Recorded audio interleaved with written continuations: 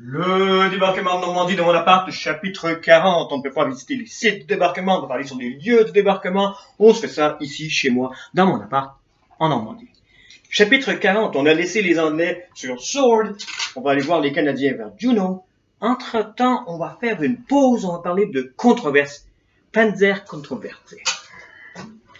Pourquoi n'y a-t-il pas de tanks qui interviennent sur la côte pour les Allemands ce matin-là? Rundstedt voulait que tous les tanks soient assemblés loin dans les terres pour une grosse contre-attaque après coup. Rommel était complètement contre ça, il les voulait tous sur le bord de la côte, il l'a vécu en Afrique, il sait que l'aviation alliée peut complètement écraser les tanks avant même qu'ils interviennent. Ils doivent être près de la côte. Hitler fait une intervention et fait ça un peu moitié chemin entre la côte et les terres. Mais il y a quand même des tanks, la 21e division, la Panzer division, à Caen. Ils pourraient être là, ils pourraient intervenir et changer l'histoire. Qu'est-ce qui se passe? Où est-ce qu'ils sont? On se souvient que les hauts gradés allemands de Normandie ne sont pas en Normandie, ils sont tous partis en Bretagne pour un jeu de guerre. L'officier en charge de la 21e division Panzer ici à Caen, c'est Futtinger. Futtinger, il n'est pas en Normandie donc, il n'est pas en Bretagne pour le jeu. Il est à Paris pour une autre sorte de jeu. Il est avec sa maîtresse, une actrice noire. C'est pas très nazi tout ça. Quand il reçoit un téléphone en pleine nuit pour lui dire ce qui se passe sur le pont de Pegasus, il comprend qu'il ne devrait pas être là. Futtinger saute dans sa voiture et fonce vers Caen.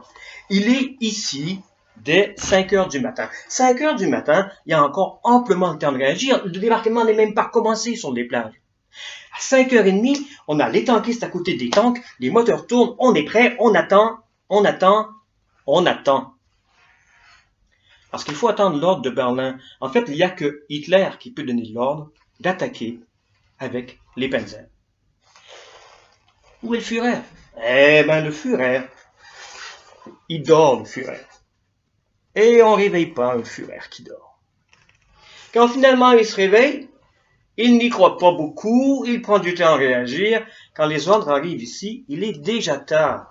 En fin de matinée, les tanks reçoivent enfin la permission, l'ordre de bouger. Et on leur dit, de Berlin, foncez vers le pont Pegasus. Mais Pegasus, 10h, 11h le matin, mais c'est déjà terminé depuis longtemps. On monte, c'est long.